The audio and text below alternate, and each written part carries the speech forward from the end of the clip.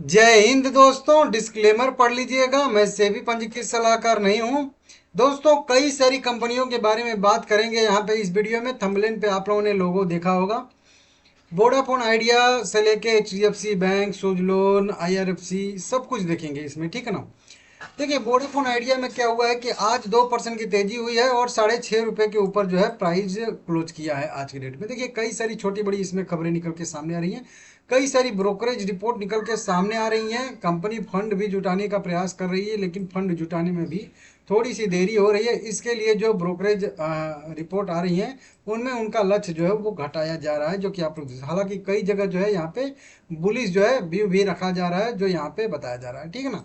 अब देखिए, सबसे पहला अगर हम लोग लिखा हुआ एक देखेंगे तो यहाँ पे वोडाफोन आइडिया जो है अल्प अवधि में जो है कुछ खर्चा करने वाले हैं, जो इनके रिजर्व में पड़ा हुआ है, जो कंपनी ने एफपीओ के जरिए से जुटाया था, जो आप लोगों को पता भी होगा, ठीक है ना। तो 5 से 6 हजार करोड़ रुपया कंपनी जो है पिछले साल के एफपीओ से जो कमाई की थी, उसे जो है सितंबर तक जो है लगभग खर्च करने वाली है। मतलब कुछ और भी 5G या 4G को बेहतर करने में जो है उपयोग फिर से करने वाली है। यहाँ पे अपडेट निकल के सामने आ रहा है।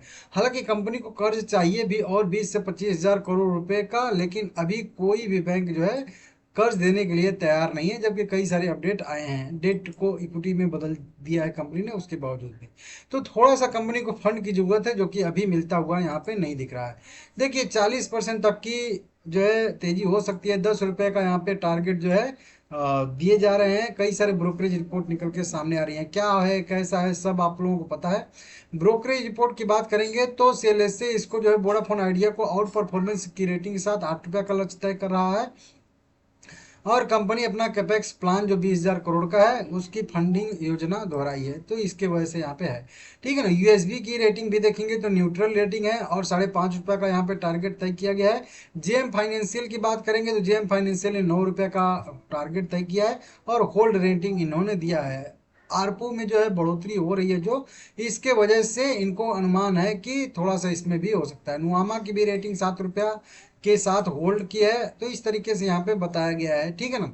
अब एक न्यूज और निकल के सामने आई थी, वो रिलायंस से रिलेटेड निकल के सामने आई थी। रिलायंस जो अपना 1 GB वाला डाटा था, उसको जो है वो प्लान को जो है वो हटा दिया है। मतलब अब उनका केवल 1.5 GB वाला डाटा ही है। नहीं तो आप कॉलिंग वाला केवल डाटा ले सकते हैं, जिसमें 100 MB या 200 MB कुछ नेट स्पीड मिलती है 28 दिन के लिए, वो वाला।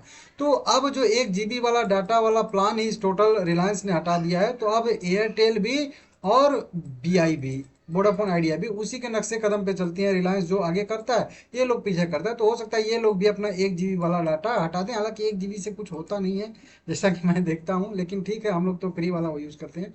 तो अब वो वैसे भी सही नहीं रह गया, क्योंकि इतना लोग देखते हैं कि 1 GB से दिन भर चलता ही नहीं है वो, ठीक है ना। तो बढ़िया ही किया। अब इससे क्या होगा कि अब लोग 1.5 GB वाला प्लान नॉर्मल लेंगे ही लेंगे। इससे आरपू बढ़ेगा, तो आरपू बढ़ेगा। अगर वही चीज़ एयरटेल भी करती है, वही वोडाफोन आइडिया, तो दोनों को बेनिफिट आगे भी होने वाला है। तो आरपू में बढ़ोतरी देखने के लिए मिल सकती है, ये यहाँ पे अनुमान लगाया जा रहा है।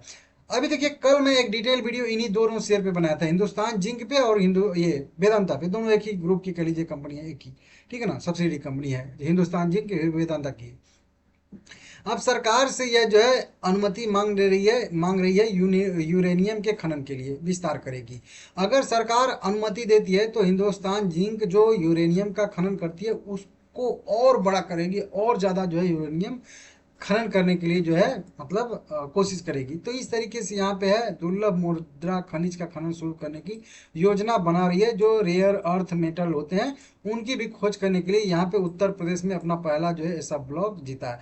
तो इस तरीके से यहाँ पे निकल के सामने आ रहा है। अगर सरकार से यहाँ पे बताया गया है कि सूत्रों के हवाले से निकल के सामने आ रही है, राइटर के हवाले से, कि अगर भारत परमाणु क्षेत्र में दशकों पुरानी सरकारी एकाधिकार को समाप्त करने तथा अरबों डॉलर का निवेश लाने की योजना के तहत निजी कंपनियों को भी यूरेनियम खनन का जो है लाइसेंस दे सकते हैं। तो ऐसी यहाँ पे आ रही है अपडेट। तो अगर ये लाइसेंस मिल जाता है कंपनी को, तो और बढ़िया रहेगा। और रेयर अर्थ मेटल और यूरेनियम, ये सब जो है अगर ये खनन करके निकालेंगे, तो भाई बढ़िया रहेगा, भारत आत्मनिर्भर भी बनेगा, बार बार चाइना की धमकी नहीं सुननी पड़ेगी कि नहीं मैं रेयर अर्थ मेटल का जो है एक्सपोर्ट रोक दूंगा। वो वाला सब जो है मैटर यहाँ पे आ रहा है, तो इसके वजह से मांग रही है। अगर मिल जाता है तो ये बहुत बढ़िया पॉजिटिव रहेगा और आने वाले समय में बहुत अच्छा माना जाएगा। ये वेदांता में भी कल डिविडेंड की भी न्यूज आई थी, जो मैं आप लोगों को बताया था। एक छोटी सी पेनाल्टी भी इन पे लगाई गई है, जो आप लोगों को पता है कि यहाँ पे 80 लाख 81 लाख करोड़ का जीएसटी डिमांड यहाँ पे इनकम टैक्स डिपार्टमेंट की तरफ से इनकम टैक्स नोटिस यहाँ पे आई है, मिली है इनको। साथ में कंपनी सेकेंड इंटरम डिविडेंड देने के लिए 21 अगस्त को अपना मीटिंग डेट भी तय कर दिया, तो इसको भी आप लोग देख लीजिएगा। एक शेयर है जिसका नाम आप नोट करके आज रख लीजिएगा, GRM ओवरसीज लिमिटेड। 362 वाला ये शेयर है, 2000 करोड़ के मार्केट कैप वाली कंपनी है। कल यह कंपनी देने वाली है बोनस शेयर हम लोगों को। बोनस शेयर के लिए प्रपोजल कंपनी ने रखा है, और इंटरेस्टिंग बात है कि 20 अगस्त 2025 मतलब कल ही इसका जो है रिकॉर्ड डेट एक्स डेट भी तय किया गया है, तो इसको देख लीजिएगा।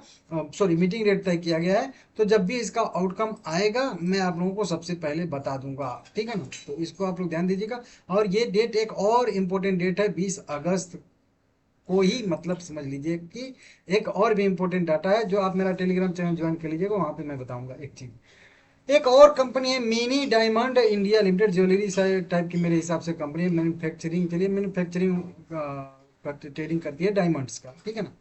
तो 175 रुपये इसका करेंट प्राइस है, 4% की इसमें भी तेजी देखने के लिए मिल रही है। इसका तो अपडेट दे चुका हूँ, फिर से देता हूँ, हर वीडियो हर लोग नहीं देखते हैं।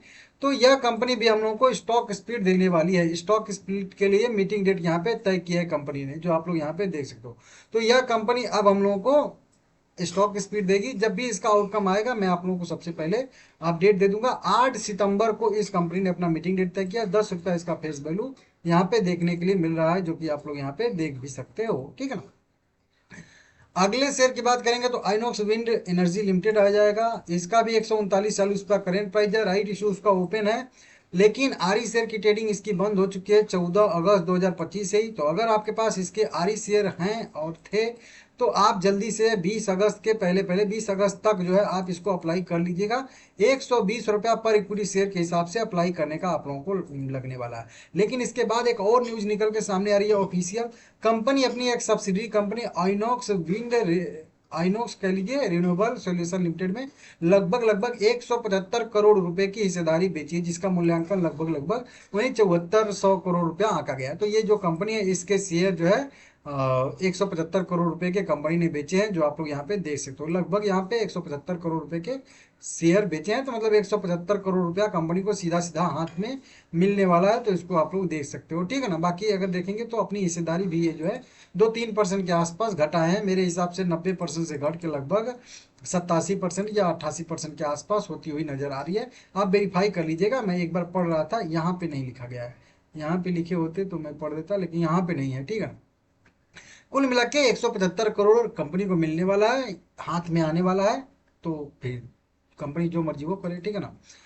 सुजलोन एनर्जी समूह से भी एक अपडेट निकल के सामने आ रही है कि 2030 तक इनके सभी इकाइयां जो है 100% नवीकरणीय ऊर्जा उपयोग करेंगी। इसका संकल्प जो है कंपनी ने लिया है, और ऐसा यहाँ पे इनके मैनेजमेंट के द्वारा जो है अनाउंसमेंट किया गया है। 15 संयंत्र हैं, 15 प्लांट को 2030 तक 100% जो है रिन्यूएबल एनर्जी से मतलब ऑपरेट करने का इनका जो है संकल्प है।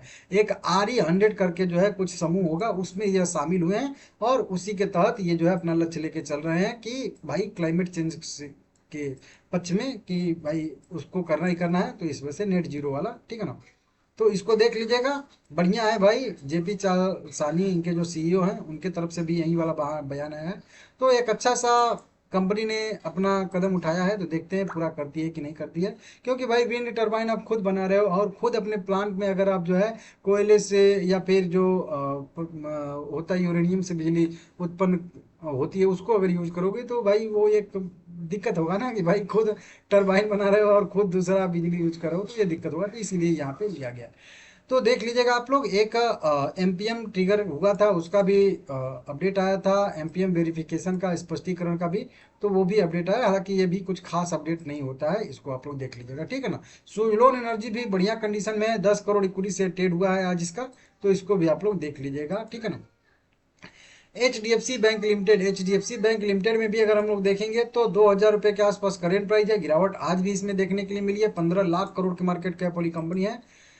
इसमें भी अगर आज हम लोग देखेंगे तो 19 अगस्त 2025 की खबर निकल के सामने आ रही है। अलॉटमेंट से रिलेटेड 21,02,087 इक्विटी शेयर ई शॉप के कंपनी ने जारी किए हैं, इशू किए हैं। अब इन शेयर जो जारी किए गए हैं इसके तहत इनका इक्विटी शेयर और बढ़ गया है। अब देखेंगे 700 कह लीजिए कि वहीं 67,47,39,761 इक्विटी शेयर हो गए हैं। तो इस तरीके से एक छोटा सा अपडेट इस कंपनी की तरफ से अभी आया है।